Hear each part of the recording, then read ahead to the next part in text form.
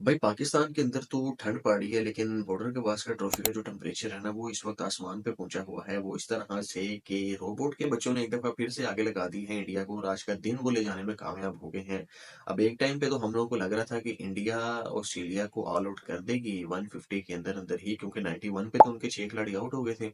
और इंडिया की आज ही बैटिंग आ जाएगी और इंडिया फिर इस पोजीशन के अंदर होगी कि इंडिया इस टेस्ट मैच को जीत सके। लेकिन नहीं, इंडिया के तो प्लान्स ही कुछ और थे भाई। उनकी जो गोल्स हैं वो कुछ और ही हैं इंडिया के। वो इस टेस्ट मैच को जीतने के लिए आए ही नहीं लगता है, क्योंकि उन लोगों ने आखिरी विकेट के ऊपर ही 55 रन की पार्टनरशिप लगा दी। मतलब बॉलैंड जो कि बॉलर है ऑस्ट्रेलिया का, उसको 70 बॉलें खिला दी, और नेथन लायन भी इस वक्त जो है ना वो कोई 30-40 रन के ऊपर खड़ा हुआ है। और ऑस्ट्रेलिया इस वक्त फ्रंट फुट पे भाई आ चुका है, क्योंकि 333 रन की ऑस्ट्रेलिया को लीड मिल गई और इंडिया बिल्कुल भीगी बिल्ली की तरह बैक फुट के ऊपर इस वक्त खड़ा हुआ है। फिर अगर आज के दिन की बात करें तो ऑस्ट्रेलिया पहले से ही हमें बैक फुट के ऊपर नजर है, क्योंकि ऑस्ट्रेलियंस को लगा था कि भाई आराम से हम लोग ये टेस्ट मैच जीतेंगे, लेकिन इंडियंस ने जैसे इन रोबोट के बच्चों को शुरू में बांध के रखा, बल्कि बांध के मारा। उसी तरह ही अगर इंडियंस इनको बांध के रखते तो शायद इतना बड़े रन ना होते जितने ऑस्ट्रेलियन टीम ने इस वक्त कर दिए हैं। क्योंकि ऑस्ट्रेलिया के पास 104 रन की लीड थी जब ऑस्ट्रेलिया ने आज बैटिंग करना शुरू की। उन्हें स्टार्टिंग से जिस तरह इंडियंस ने विकेट लेना शुरू किया, और जिस तरह सैम कॉन्स्टेंस के विकेट लेने के बाद सेलिब्रेशन की, भाई बॉक्सिंग डे टेस्ट मैच जो था ना, इंटरेस्टिंग वहीं से ही बनना शुरू हो गया था।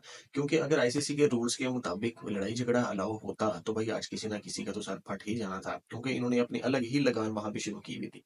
वो लगान रिक्रिएट हो रही थी भाई आज के दिन के अंदर, क्योंकि पहले तो अग्रेशन दिखा रहे थे वो सैम कॉन्स्टेंस को, और सेम उसी तरह से ही उन्होंने एग्रेशन दिखाया जिस तरह से उसने विराट कोहली को आउट करने के बाद एग्रेशन दिखाया था। उसके बाद ट्रेविस हेड को आउट करके उन्होंने उसकी बर्थडे का तोहफा दिया। स्टीव स्मिथ को निकले चुके लेकर आ रहा था, ऐसे खामोश खामोश करवा रहा था इंडियन टीम को, उसको आउट करने के बाद जो एग्रेशन दिखाया। बाकी एंड के ऊपर भाई ले देखे ना, 91 पे कुछ 6 खिलाड़ी आउट हो गए थे ऑस्ट्रेलिया के, और वहां से इंडियन टीम का ये ख्याल था कि अगर हम इनको 150 के अंदर अंदर ऑल आउट कर दें और आज ही अपनी बैटिंग स्टार्ट कर ले तो हम ये टारगेट चेस कर सकेंगे। लेकिन उसके बाद जो पार्टनरशिप लगी मानस लबुशेन और पैट कमिंस के बीच में, उसने इंडिया को भाई बैकफुट के ऊपर कर दिया। मानस लबुशेन को 70 रन बना के और पैट कमिंस ने 41 रन की इनिंग्स खेली। लेकिन उससे भी जो जबरदस्त पार्टनरशिप लगी ना, वो बोलैंड की और नेथन लायन की लगी। मतलब आखिरी विकेट के ऊपर उन लोगों ने 55 रन की पार्टनरशिप लगा दी अगेंस्ट इंडिया, और बोलैंड को 70 गेंदें खेल गए और नेथन लायन भी भाई को 50 बॉलें खेल गए। और वहां से वो लोग जो थे वो आज का दिन भी ले जाने में कामयाब हो गए। खैर इंडिया ने जोर बड़ा लगाया। वो जसप्रीत बुमराह जिसने 200 विकेटें अपनी इंटरनेशनल क्रिकेट के अंदर आज पूरी कर ली हैं, उसने 4 विकेटें सेकंड इनिंग्स के अंदर ली हैं। वो सिराज जिसको पहली इनिंग्स के अंदर एक विकेट नहीं मिली थी, उसने भी 3 विकेटें यहाँ पे ले ली, लेकिन नहीं वो आउट कर सके। तो बोल्ड और नेथन लायन को नहीं आउट कर सके क्योंकि इनकी पार्टनरशिप नहीं तोड़ सके।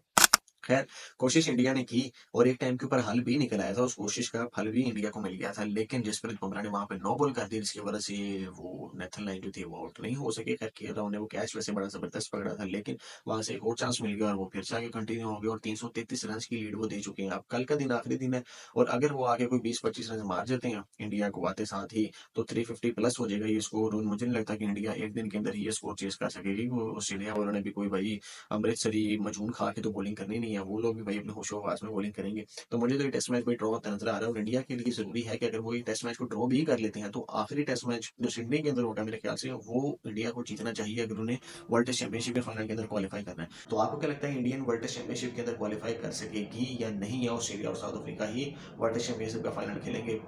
ये आप लोग कमेंट बॉक्स में बताना, और चैनल को सब्सक्राइब और बेल आइकन को प्रेस जरूर करना।